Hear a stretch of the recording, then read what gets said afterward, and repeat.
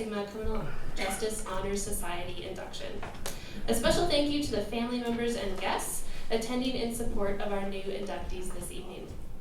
We're here to celebrate the accomplishments of 30 undergraduate and graduate students who have been inducted or are being inducted into the Honors Society this academic year.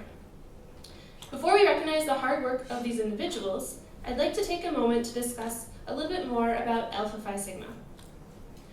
The Alpha Phi Sigma organization is a national honor society that is certified with the Association of College Honor Societies and is affiliated with the Academy of Criminal Justice Sciences. The UCCS chapter, Lambda Sigma, was chartered in 2010 and is the 390th chapter of the National Society across the country. Today you are being inducted into an organization that exists in 400 colleges and universities across the country. You are a select group of individuals based on your academic performance that is going to join a network of scholars and community servants across the country. So congratulations.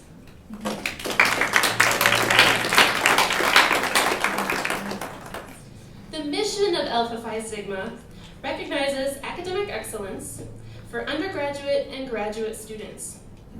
In addition to honoring academic excellence, the mission of the organization is centered around community service, educational leadership, and unity. I could think of no better example of a career dedicated to community service than our keynote speaker, Mr. Richard Radabaugh.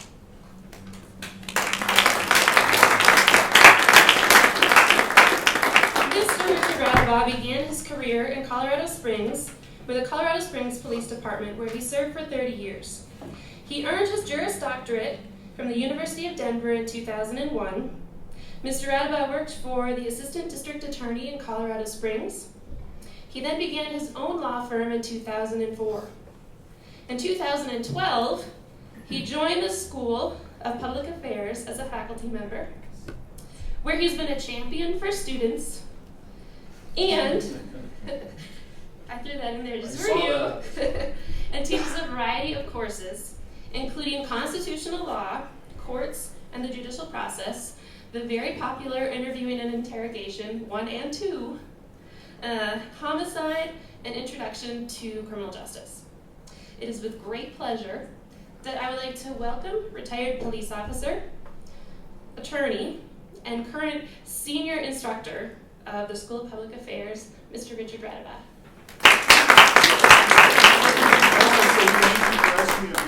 I understand that you had no choice. That you'd asked about 12 other people and they all turned you down. I'm sorry about that. And I would like to point out that your Anna here is the Teacher of the Year for 2016. Considering the breadth of professors in this university, to be chosen out of that group, that is quite an accomplishment. And Anna's right. Most of you guys that had me in class know that I was a police officer. And I was with CSPD since 1971. But what you probably don't know, that I was only 20 years old when I was hired by CSPD. When I came on, Vietnam was still going on. I was the only one hired in the academy that wasn't prior military. I got hired because at the time, you only had to be 21 when you graduated from the academy, but they would hire you at 20. So how did I get in there? How did you think that a 20-year-old who left college early, I didn't graduate, I came home from the summer, I was on academic probation, I was attending school at Fort Collins, and I was majoring in beer drinking and football.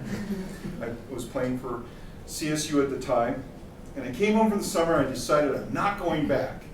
I'm not going to finish those 3 incompletes I left that last semester. So how do you think I got on the police department? Do you think that was a goal since I was a little kid to be a cop? Probably not.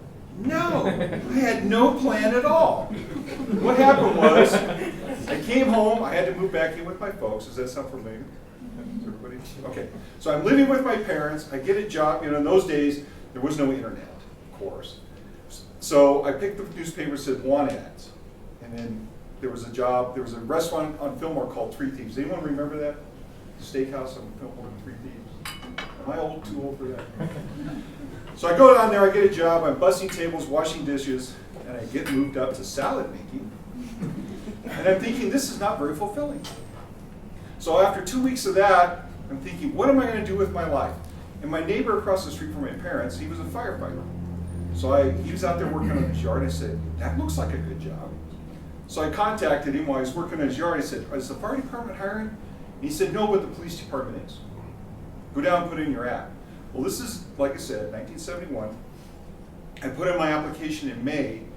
I'm hired July 7th. So the testing process was once a week. When you took the written test, they graded it right in front of you. You finished the test, you handed it to them, they graded it. If you passed, they gave you a little card, it was color-coded. And you came back to the exact same place next week and you took the physical agility test. And there was no women at all. Weren't even allowed to take the test. They came in 75 when we hired our first female. But if you pass the physical agility test, you had to be 5'10". The minimum height requirement was 5'10". So you can see that the number of candidates start to drop precipitously. And then after you pass the physical agility test, you come back the next week for the medical exam. It's just like in football.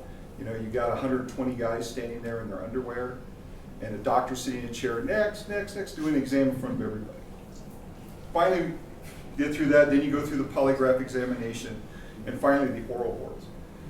And at the time, the oral boards, and I tell this story every time I have the sheriff here, I have really long hair. It's a style. It's about as long as Angela's. And you know, I get my notice that I'm going in for my oral interview. And I thought, maybe I should get a haircut. So I go down to the bus station with this barbershop with the old dudes in there, and I said, I need a haircut. He says, how short? I said, military style. So I don't know what he thought, but he cut my hair and he put it in a bag to give to me. Like I wanted to test, what are you doing? He goes, don't you want to take it with you? I said, no, I'm not Samson, you know, I don't need it. So I went and bought a suit at Sears. I go in there. Well, during this testing process, there was this guy sitting there, and he would turn around and stare at me.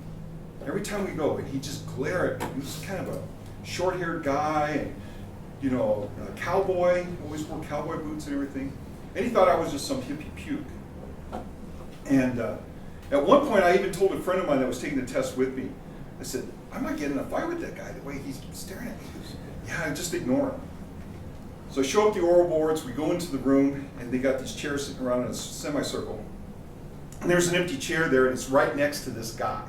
Well, he turns out to be John Anderson, who later became the sheriff of El Paso County. Okay? But he's in my crew class. And he's sitting there, and this is the guy that's been staring at me all this time. I thought, God, I gotta sit next to this guy. So I'm sitting there, but I got my hair cut, and I'm wearing a suit. First suit I ever owned. So I'm sitting there like this, he turns to me and he goes, I see that long-haired puke didn't make it. I said, no, he didn't. So we get hired. It was 6 months later, I told him I was the long-haired puke. He didn't believe me. I had to bring in pictures of me with long hair. You didn't show him the hair? No, I did that. I went, what am I doing with this? I don't want it. I only grew up for the girls. You know, I didn't have an affinity for long hair. Girls like long hairs at that time. This is back in the 70s. Okay, so does anyone remember those days? Okay. But I was only 20 years old. They had a rule there. You had to be 21 by the time you graduated. Well, there was a mix-up because I didn't turn 21 when they graduated. I was still 20. I was 6 weeks away from being 21. And they kind of realized that 3 weeks before graduation. And so they're going, what do we do about this? He's not 21. And they were talking about letting me go, not letting me graduate. But one thing that they did do in those days, they don't do now, is they had a tailor come down from Denver, and all of our uniforms are handmade, tailor-made to fit. And so I had already had my uniforms made. And they were like $300 a set back in 1971, shirt and pants. The pants were all wool, the pockets were made out of leather, and the edges were all lined with leather, so they never tore. These pants would last forever. And the shirts were all tailored to fit. So they go, well, we got his uniforms already. They go, okay, well then we won't fire him. So The lieutenant in charge of the academy said, well, we'll just keep him here building shelves and getting books and stuff ready for the next group class when he turns 21. So my swear-in date and my birthday is exactly the same. The morning of my 21st birthday, I was taken into the mayor's office. Harry Hoth, he was the owner of KRDO-TV, swore me in. The only people there was my mother and dad, and the mayor and the chief of police who gave me my badge. So anyways, long story short, I had no plan. I got into law enforcement, I just totally tripped into it. I was the youngest cop on the department. I was the only one in that academy of 25 that didn't have any military experience. How I got there, I have no clue. But I know most of you have degrees in criminal justice or getting one. And you're probably asking yourself, now that I got my degree, now what? And that's what I'm going to talk to you about today. And that's what I want to talk about is your career choices and paths and patience. If you have a plan, that's great, but it's not necessary because plans can change. So let me give you some facts here. What kind of jobs do you think you can do in criminal justice? What kind of jobs? Law enforcement. So police officer comes right to mind. But can you work at the police department? Yeah. How many people know Ashley? Ashley Demosthenes. You guys know her? Yeah. She interned at the police department. They offered her a job as a crime analyst. Ever think about doing that? There's one in every division, plus some downtown that work out of the main office. How about police dispatcher? That's the highest paying civilian job in there because it's a pressure cook. You can be a police dispatcher. They're all civilians. Even their supervisors are civilians. They get paid more than cops. So there's a variety of jobs just in the police department that your criminal justice degree will apply to that have nothing to do with carrying a gun. But they're vitally important. They're well compensated. They carry all the benefits of being a cop, but you just don't carry a gun. So I know carrying a gun is an exciting thing. I loved doing it when I first got one. I carried it everywhere I went, including the bathroom. But I'm just telling you that your degree can expand in many horizons. How many people have thought of working in the private sector with a criminal justice degree? Anyone hear of corporate investigations, CI? Mm-hmm. Every major company, I don't care whether they sell baby bottles or cell phones, has a CI department. I just went on and checked. Let me get my statistics. I actually did research for this speech here. ZipRecruiting lists 17,483 corporate investigation jobs. Indeed.com says that an average corporate investigator makes $83,000 a year. Indeed.com had 1,450 corporate investigator jobs listed today. I just checked that out today. And so I'm just telling you that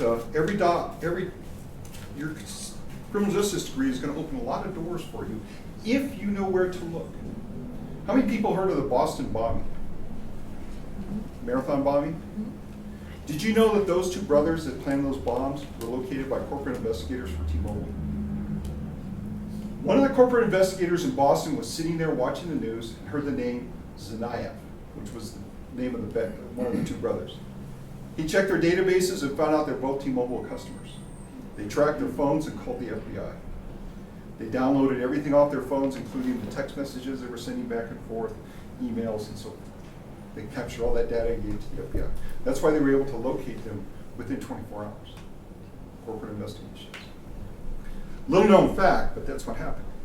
So I'm just letting you know that you have a lot of opportunities ahead of you. Now your parents are probably going to be interested in this. What I'm talking about today is I just got my degree, now what do I do with it, right? I mean, my son graduated 2 years ago, that was the first question I asked. What the hell are you going to do? I think I'm going to continue bartending and DJing on the side. Wonderful. And that's what he's doing. So 5 years of college, what a bonus that was. I'm sure he'll work it out someday. But let me tell you this, 47% of you will work in law enforcement or something to do in the criminal justice field. The other 53% will not. 53% of you will go and do other things. That's not uncommon. 60% of all employers, except for technical degrees like engineers or biologists or chemists, don't care what your degree field is in. The fact that you have a degree is all that matters. And why is that? Because you've learned to read and write critically. You've learned to be able to analyze data and regurgitate it, coach it.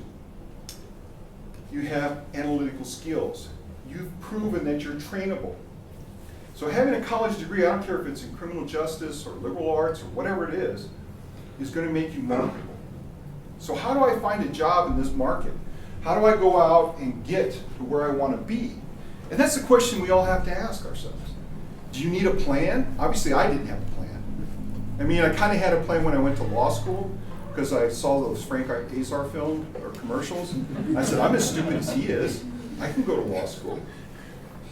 So that was the plan. But I'm just saying that you don't need to be a plan, but you need to be patient. You need to have patience. 60% of you, everybody's degree field is different, but most people generally, unless it's a technical degree, never work in that field. They use it, 10%, Jean Dake, and she is the Director of Employment Services for the University of Tennessee, and she's written a book about getting a job after you graduate. And she said that 10% of the people that graduate have no intention of getting a job in their career field. She says that another 30% would rather not get a job in their career field, but they don't know what else to do. And that leaves the other 60% that are actively pursuing careers in the field that they studied. So you're not alone if you graduate and you don't know what to do. So the things that you need to look at is one, flexibility. If you're willing to take other jobs and look at other aspects, not just in one field, your chances of getting a job or a career is going to escalate. If you decide to take a job and it's an entry-level job, rest assured that 72% of you, after 2 years, will be in the field that you want to be in. If you take a job and you like it, 72% will move on. So if you're in an entry-level job, it's only temporary. You're not going to be hired and put into a high position. If you want to be a cop, what's the first level that you go to? Jordan. You're looking at the academy, right? Yeah. So your first job is going to be what? Oh, patrol? Recruit. Well, that. Yeah, you got to graduate first. In the academy, yeah. Yeah, so you're paid recruit. But then you go to patrol. Yeah, everybody goes to the uniform for the first 2 or 3 years. But then you're a patrolman, detective, if you want to do that. By the way, there's a caveat, do not be an auto theft detective. Okay, I was one. So I'm telling you right now, when the older guys tell you, hey, if you go to auto theft, it's a stepping stone to homicide, do not believe it. I'm serious. Somebody told me that, I've been on 2 years. He said, there was an opening in auto theft, you go put in for that opening, you've got to be a property detective before you move into homicide. Okay. So I put in for the opening, they schedule me an interview with the commander of Detective Bureau. I go down there the day of my interview, nobody's there. I walk in the conference room, it's totally empty. I sit there for 10 minutes, nobody shows up. I walk out to the secretary, I said, I'm supposed to be here for an interview. She goes, oh, nobody else applied for that job.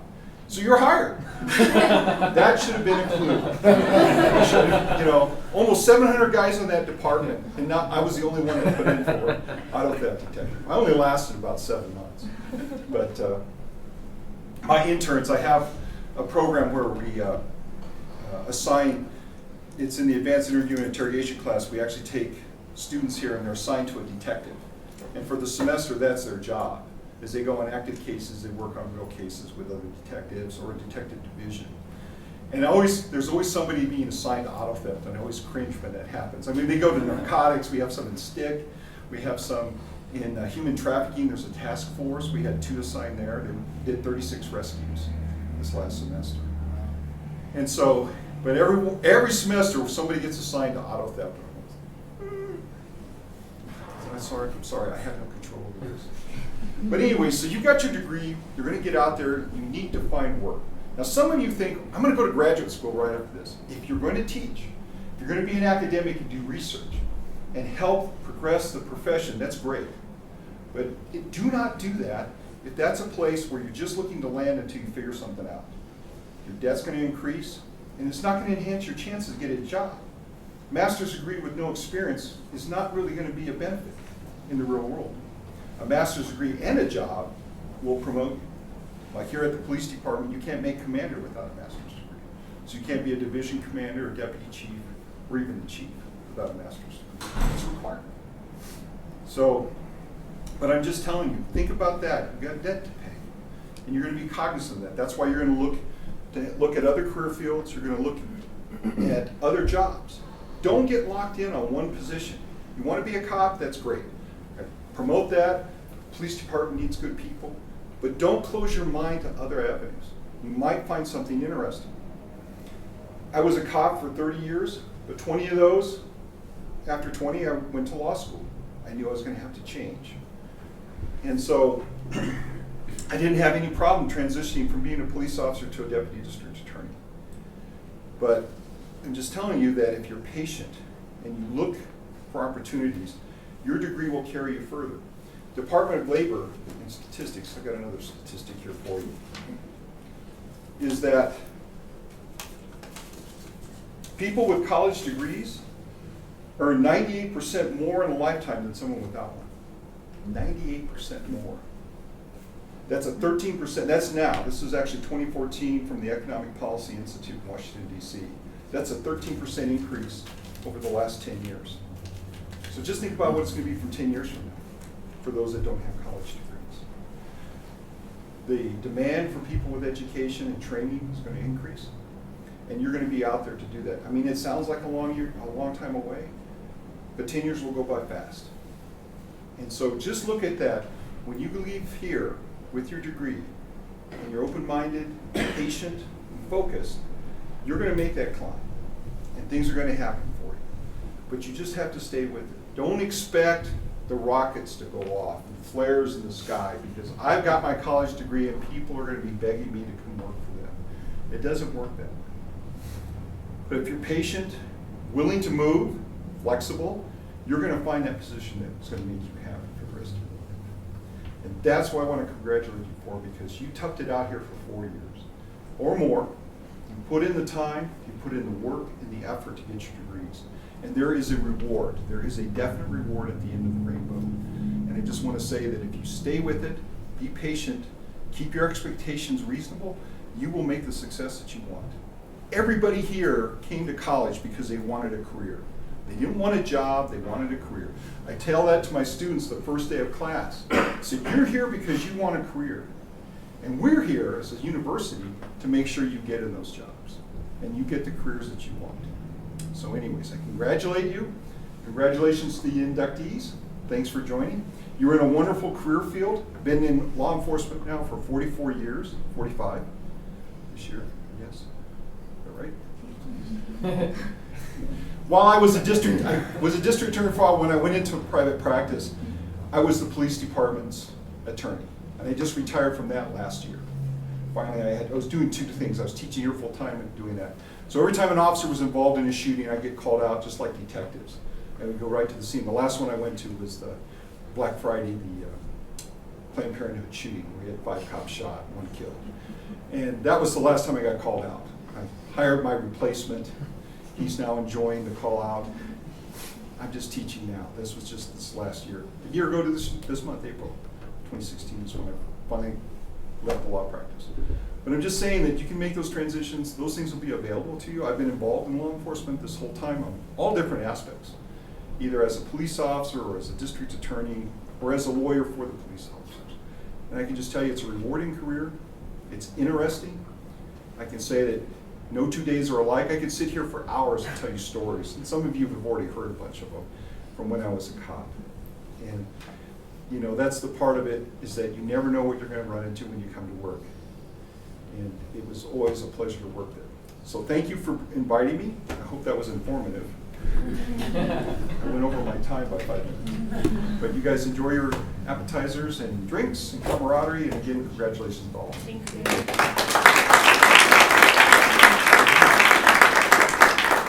Thank you, Mr. Radbach. In recognition of your service and commitment to coming and speaking here today, we do have a certificate for you from Alpha Phi. Thank you.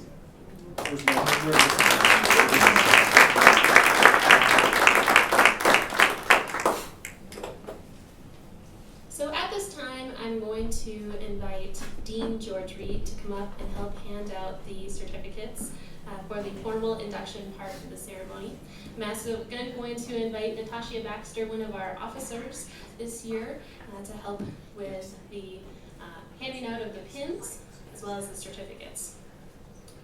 So each of the individuals today who are being inducted into the Honor Society exemplify excellence. They are not simply just stellar students. They are dedicated members of their campus and the Colorado Springs community. They volunteer in their communities, participate in other campus organizations, stay connected to their families. Some have or currently serve in the military, while others maintain hectic work schedules outside of school. For each of you being inducted here tonight, I want you to know that the people in this room are here to support you. We recognize that being a student at UCCS is just one of the many hats that you wear. I speak for everyone in this room when I say we are proud of you and your accomplishments both in and out of the classroom. Let's give them a round of applause.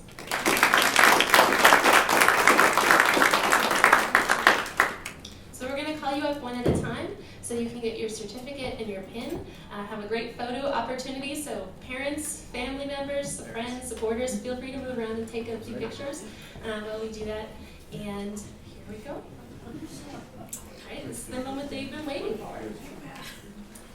Christopher Brinkley.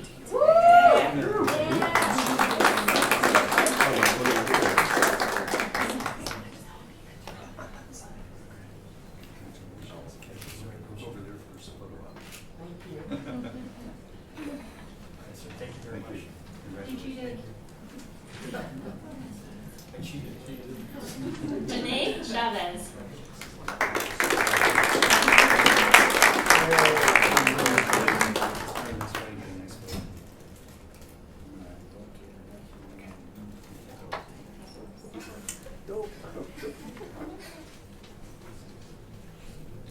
Jordan Evenson.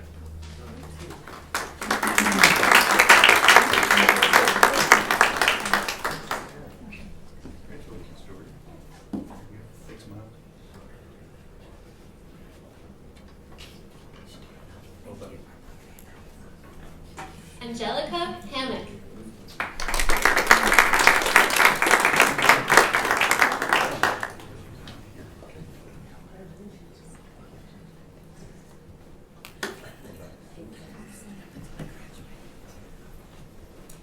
Kathleen Hennessy.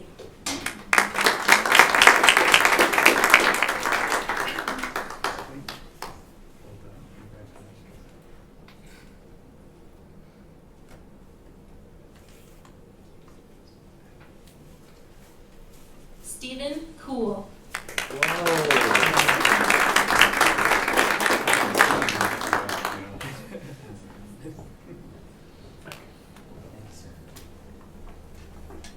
Kaylee Mascarenas.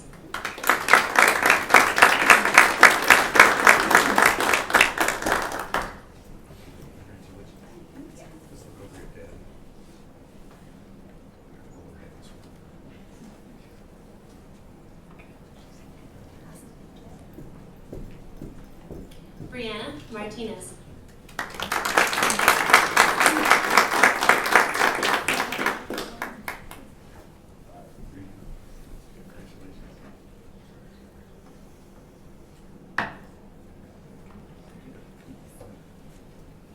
Matthew Redenbaugh.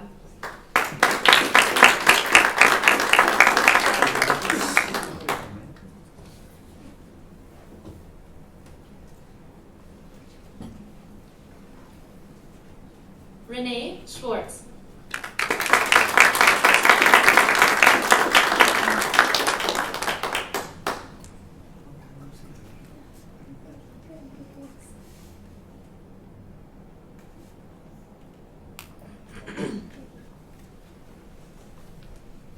Danielle Stevens.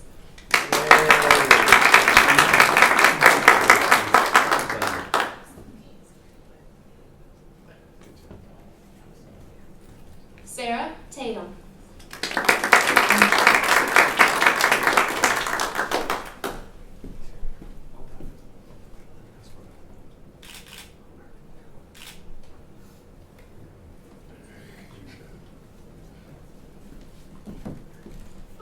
Ward.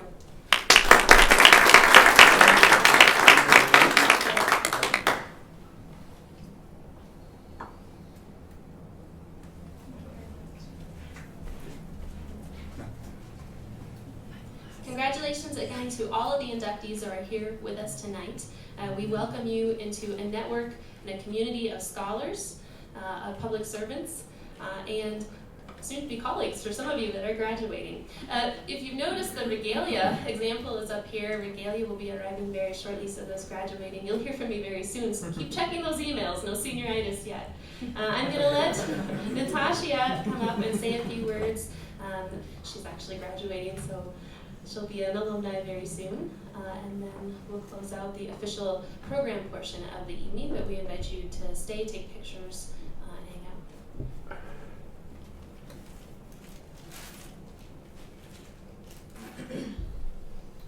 All right, well, again, congratulations to everyone who was inducted tonight. And I just want to say thank you for everyone who came and supported your family member. I can personally say how important it is that you support your student. I just graduated, or I'm about to graduate with my master's degree, and without my husband's support, I would not have been able to do this. So thank you for coming. Make sure that you stick around and finish off the food. And also, for those who are moving on and graduating, make sure you stay connected. We do have Facebook. I think it's really important to stay connected to the school and in the community. As Mr. Rodenbaugh was saying, you don't want to just check out. You want to stay connected and try and be involved in criminal justice in some way or the other. So thank you very much for coming, and you guys have a good evening.